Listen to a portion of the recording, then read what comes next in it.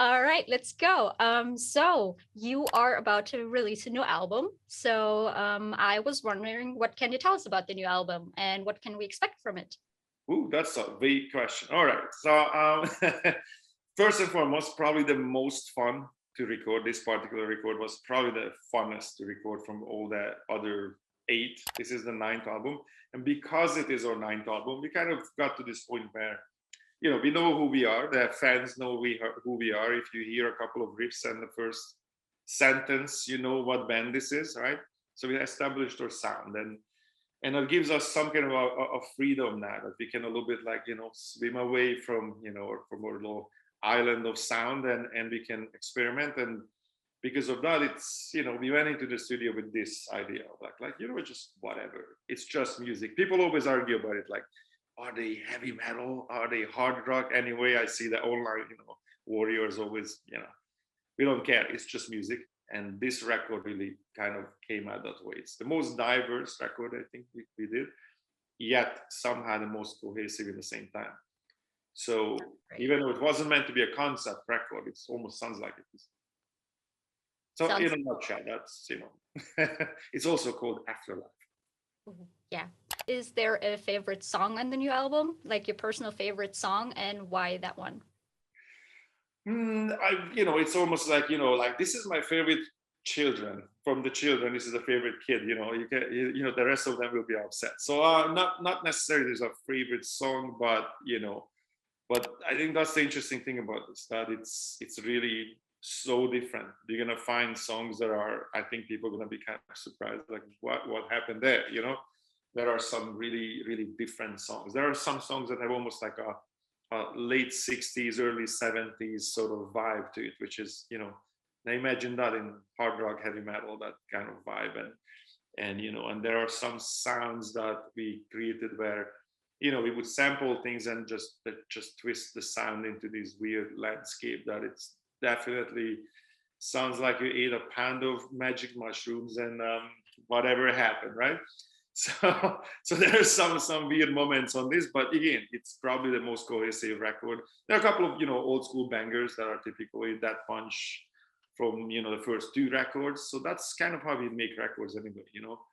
As we go, it's sort of dynamic. We know that, all right, we have a couple of mid-tempo songs. Now we need a couple of heavy ones. We need a couple. It's almost like cooking, a little bit of a salt, a little bit of a this and that, because we look at albums that it's one coherent piece of art. So we're not necessarily looking at it just song by song, but if you look at it as a whole, and it has to be in balance. Too much cake is too much cake. You can just have 10 ballads or 10 heavy or 10 whatever, right? If it's too similar to each other, then then I don't think it does the job. It sounds like quite the experience. It was to make it too. And then earlier you already mentioned Afterlife, Mhm. which you also just released the single, Yes. and it went straight to number one, which is the 13th single to do so, I believe. Yes. So does it still feel special when this happens, or what's it like for you? I mean, this one especially, it was special. I mean, the total, I think we have like 25 top 10 singles or something like that. But this is like 13 consecutive number ones, and that's a world record. So that's especially special because this is actually a world record. So there were other bands who did that before, but once you have a world record, that's a world record. I'm missing my gold medal, but not just kidding. But no, it was special because it was actually a world record. Nobody ever pulled this off yet, and but it's also the testament of like the fans are still there. We had this forced break for 2 years, and we jumping back into the water, and it continues where we left off. So that's a good feeling.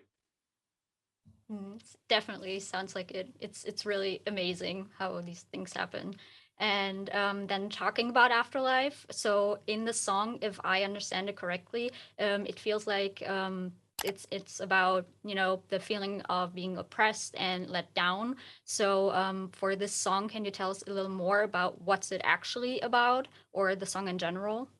So when it comes, it's interesting because we get this request fairly often that people would ask, like, okay, what is this song about? And Ivan habitually will not explain this. So if you ask this question to Ivan, he will not tell you.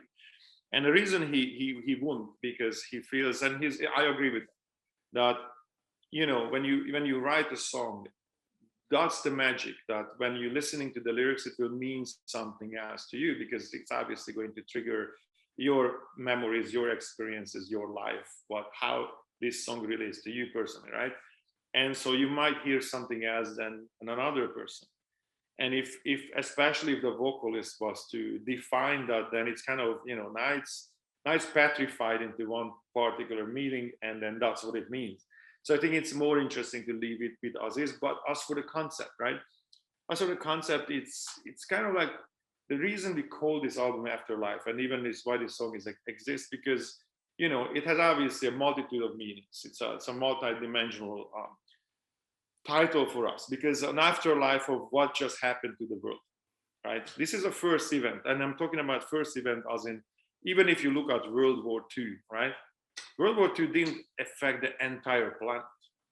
There were some places like Australia, Africa, some part of Africa, South America, for example, wasn't really affected by the World War directly, right? And then we had this pandemic that affected the entire world at once, right? So this is a first global event that we collectively can remember, that it affected everyone at once, right? So the afterlife of that, what happens after, right? That this is an event that history will remember forever, right? That's one thing. The other thing is we had a couple of lineup changes, So the band itself, personally, we look at it as this is our afterlife, And third, it's the concept of afterlife is an interesting concept, because whatever you think the afterlife is, for you personally or anybody listening to this, if you really kind of look at it, it actually defines the way you live your life. And what I mean by that, if you look at the Vikings, right? The Vikings believe that they have to die in battle in honor to go to Valhalla. That's their afterlife, right? So they will be a warrior nation, and they will be looking for that. And there's actually a kind of they're really difficult to fight somebody who's this is what they want. They want to die in battle, right? So that gave this insane strength in battle for those people. Then you look at the Buddhists, right? They have this idea that this is the plane of samsara. That's what they call it, the plane of suffering, and you have to become enlightened in this life so you can escape this forever cycle of life, and you don't have to come back. So for a Buddhist or a lot of people in the East who believe in various philosophies that rooted in this, they want to be enlightened in this life. So that will affect how they're going to react. If you look at the Judeo-Christian idea, a lot of Western countries, America is pretty much permeated with that idea.